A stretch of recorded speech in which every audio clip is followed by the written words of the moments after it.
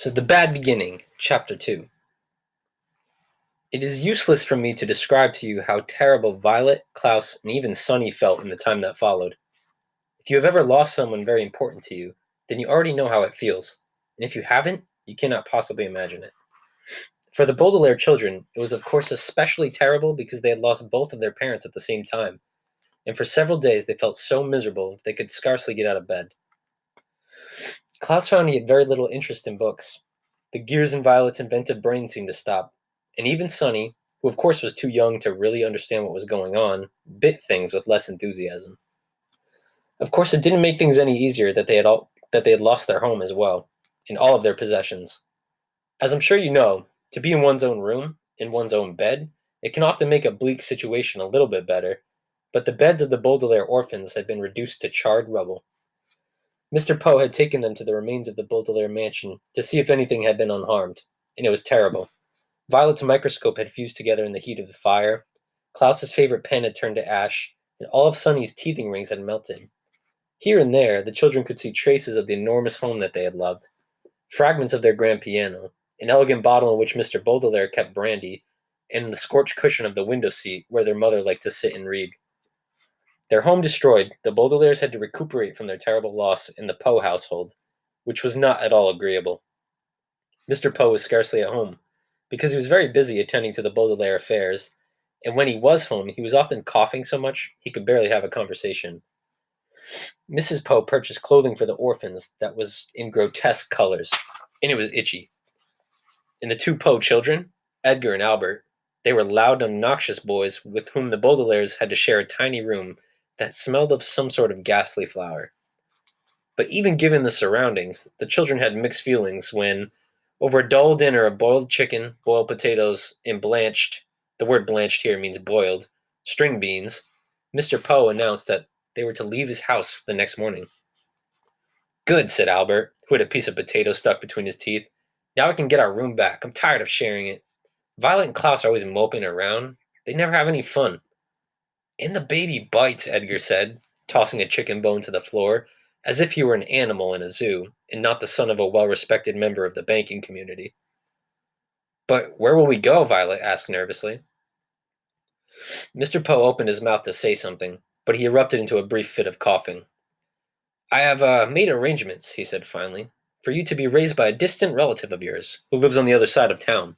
His name is Count Olaf. Sorry, I don't know why that popped up. His name is Count Olaf. Violet, Klaus, and Sunny looked at one another, unsure of what to think. On one hand, they didn't want to live with the Poes any longer. On the other hand, they had never heard of Count Olaf, and didn't know what he would be like. Your parents' will, Mr. Poe said. It instructs that you be raised in the most convenient way possible. Here in the city, you'll be used to your surroundings, and this Count Olaf is the only relative who lives within the urban limits. Klaus thought this over for a minute as he swallowed a chewy bit of bean. But our parents never mentioned Count Olaf to us. Just how is he related to us exactly? Mr. Poe sighed and looked down at Sunny, who was biting a fork and listening closely. He's either a third cousin 4 times removed, or a fourth cousin 3 times removed. He's not your closest relative on the family tree, but he is the closest geographically. That's why... If he lives in the city, Violet said, why didn't our parents ever invite him over? Possibly because he was very busy, Mr. Poe said. He's an actor by trade, and often travels around the world with various theater companies. I thought he was a count, Klaus said. Well, he's both a count and an actor, Mr. Poe said. Now, I don't mean to cut short our dinner, but you children have to pack up your things. And I have to return to the bank to do some more work. Like your new legal guardian, I'm very busy myself. The 3 Baudelaire children had many more questions for Mr. Poe, but he had already stood up from the table, and with a slight wave of his hand, he departed from the room.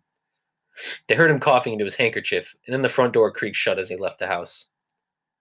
Well, Mrs. Poe said, you 3 had better start packing. Edgar, Albert, please help me clear the table.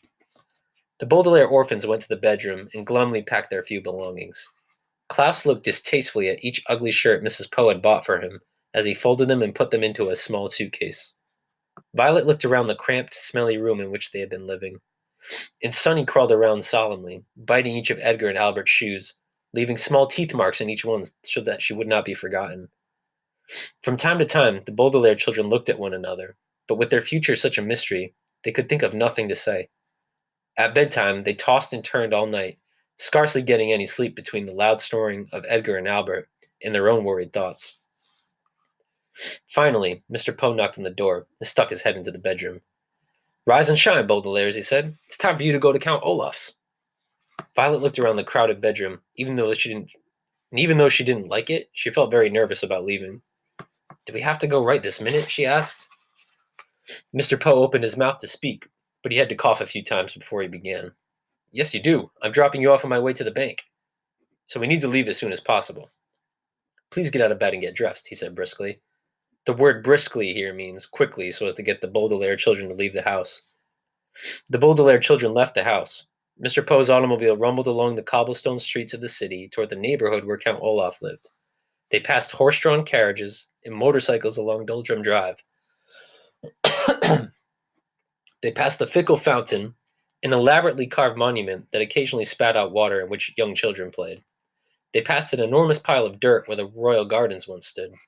Before too long, Mr. Poe drove his car down a narrow alley lined with houses made of pale brick and stopped halfway down the block.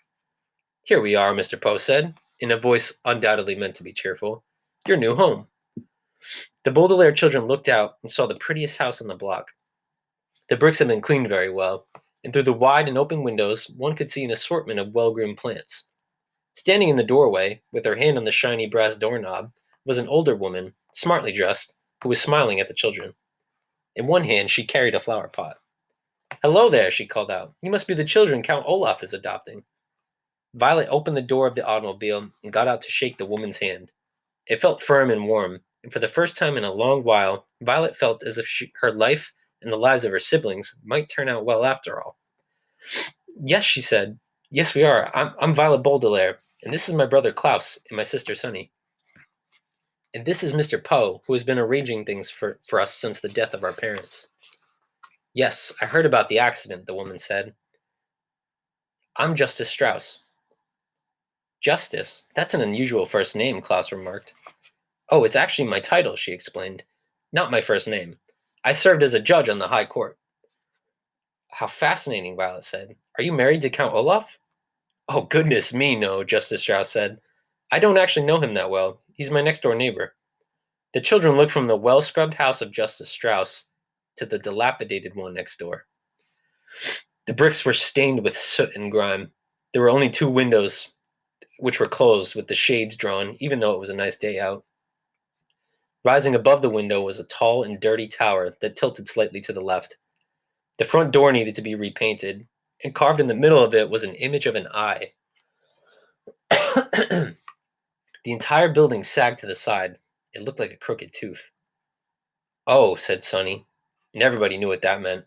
She meant, "What a terrible place. I don't want to live here at all."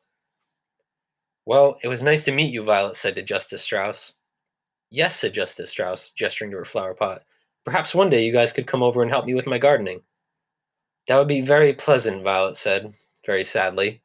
It would, of course, be very pleasant to help Justice Strauss with her gardening, but Violet could not help thinking that it would be far more pleasant to live in Justice Strauss's house instead of Count Olaf's. What kind of man, Violet wondered, would carve an image of an eye into his front door?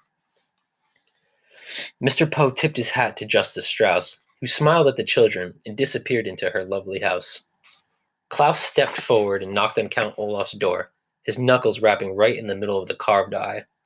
There was a pause, and the door creaked open, and the children saw Count Olaf for the first time.